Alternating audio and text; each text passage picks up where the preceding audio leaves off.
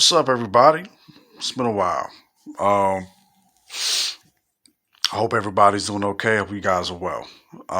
For this video, I wanted to talk about real quick. Uh, uh, Black Panther: Wakanda Forever. I'm sure by this point, there's been a lot of you guys that have already seen the film, and one thing I've noticed for a while now is there have been a lot of people. It seems to be it seems to be one of those movies that a lot of people either like or dislike for obvious reasons. Um, for me, now I went to go see this movie uh, on Wednesday. I saw this movie this past Wednesday. I saw it with my lady. And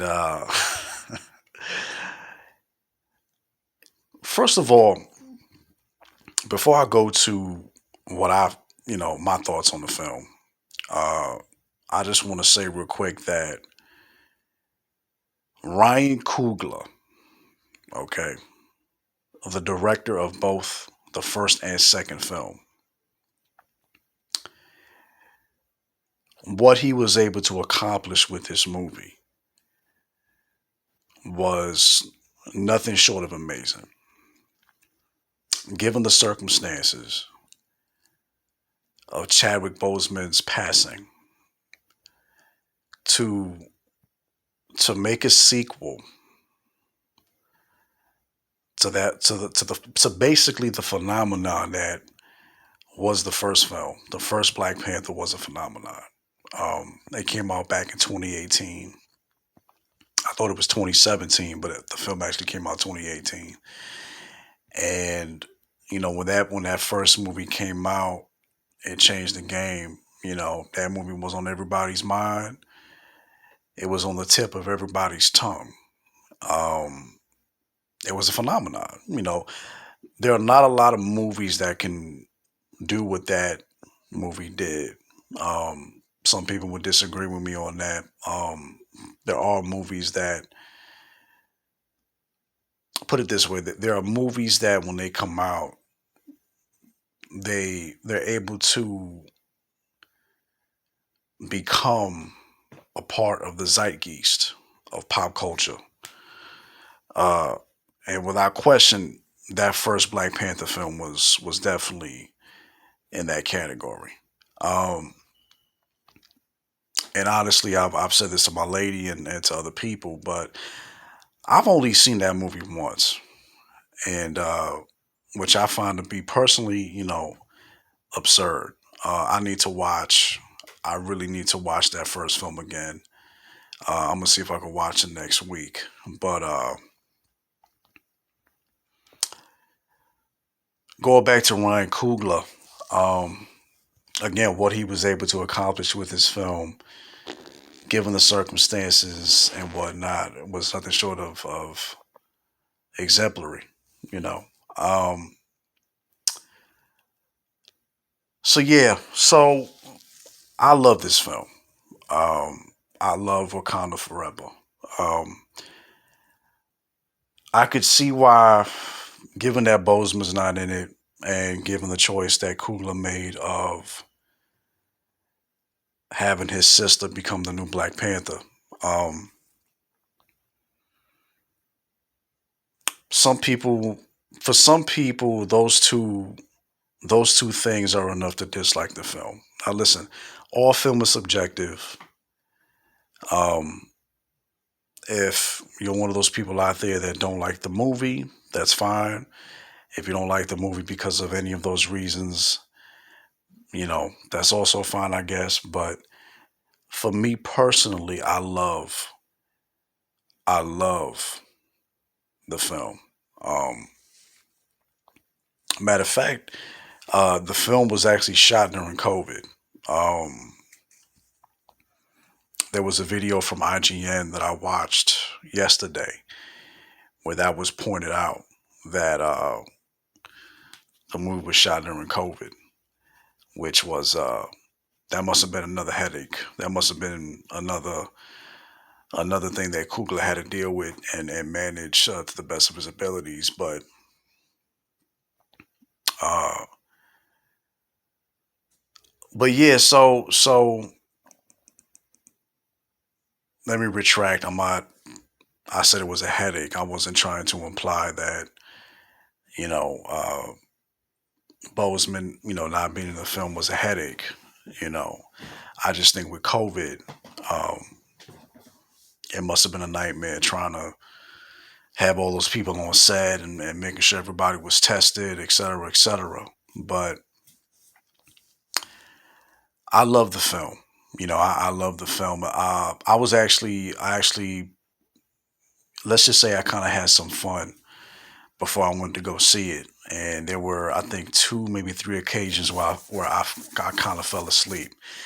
But I did see enough of the film to witness the final battle and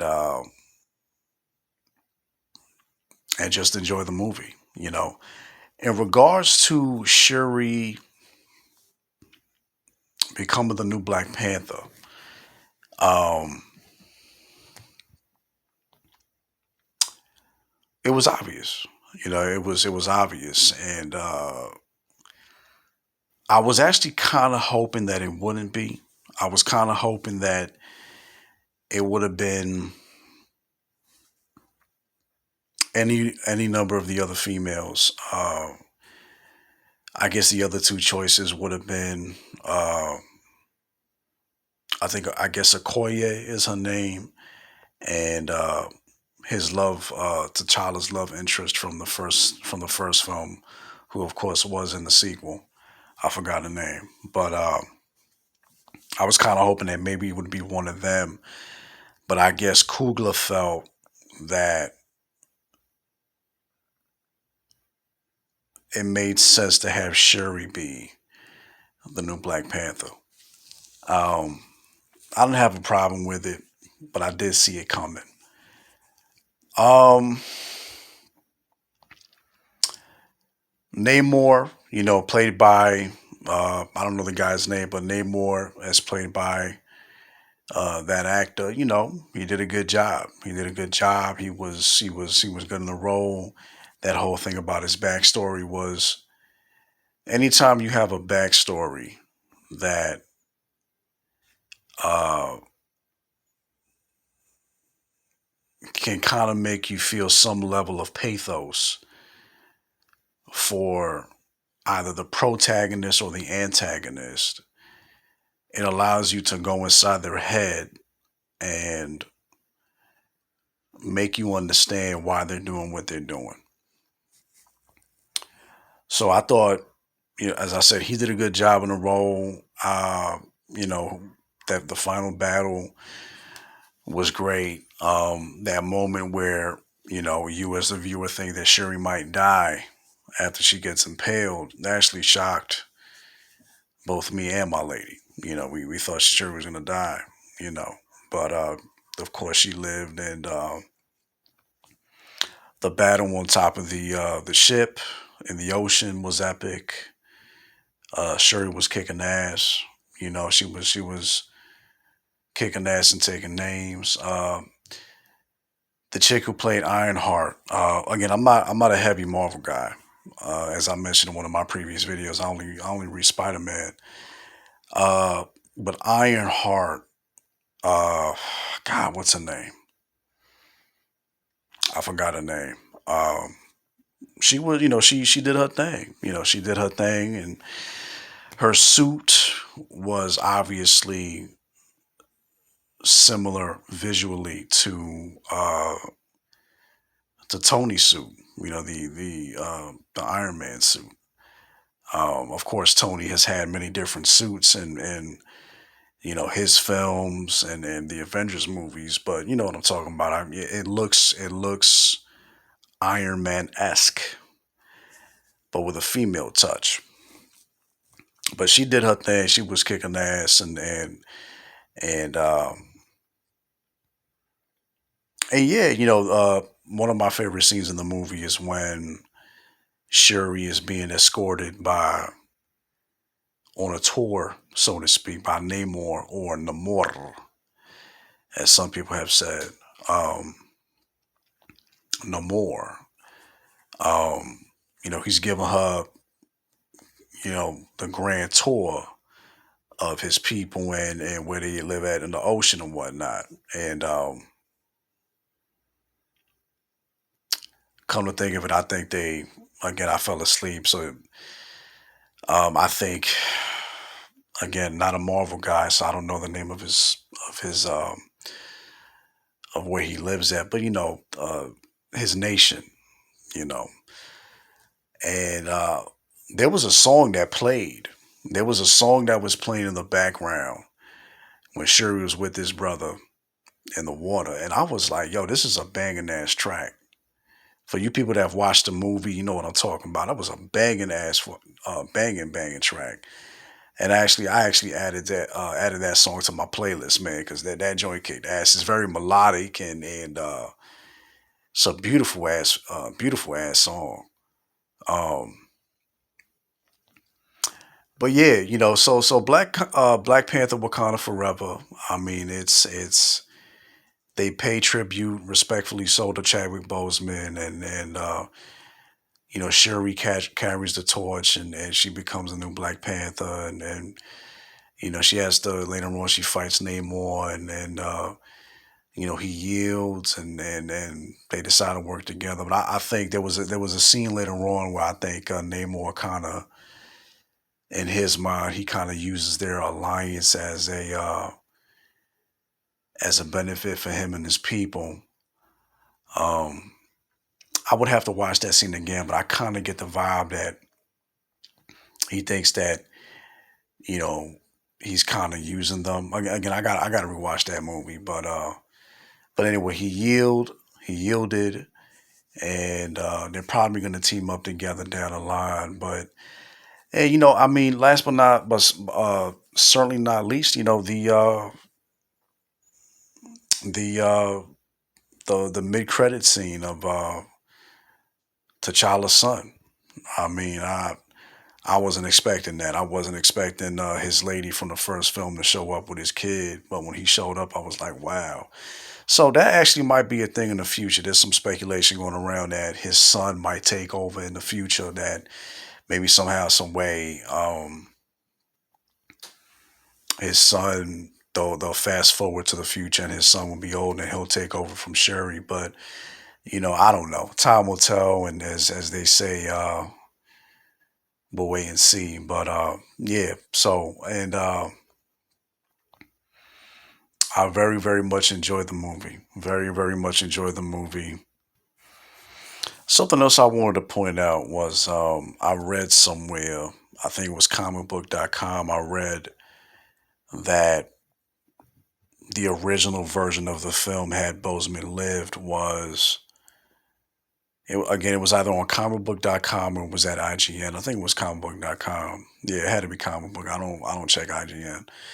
Um, I think Coogler said he was quoted as saying that the original version of the film was going to be T'Challa making up for lost time. That he was going to make up for lost time because if you remember, his character disappeared in the blip when Thanos snapped his fingers, with the Infinity Gauntlet. So he was gonna, try to make up for lost time with his son, and I guess in the process, still, have his battle with Namor or Namor. And me personally, that's something that I know me and a lot of other people have thought about. How much of an epic showdown that would have been had Bozeman lived and his T'Challa face off against Namor. That would have been a very epic confrontation because when Namor shows up, you have M'Baku try to hit this brother with one of his weapons and he just blocks it like nothing. I mean, it just there's a part of you that wishes you could have seen Bozeman face off against Namor. I that would have been a real cool epic confrontation, man. But again, Shuri had to carry the torch, and she did her thing, and like I said earlier, she kicked ass and took names.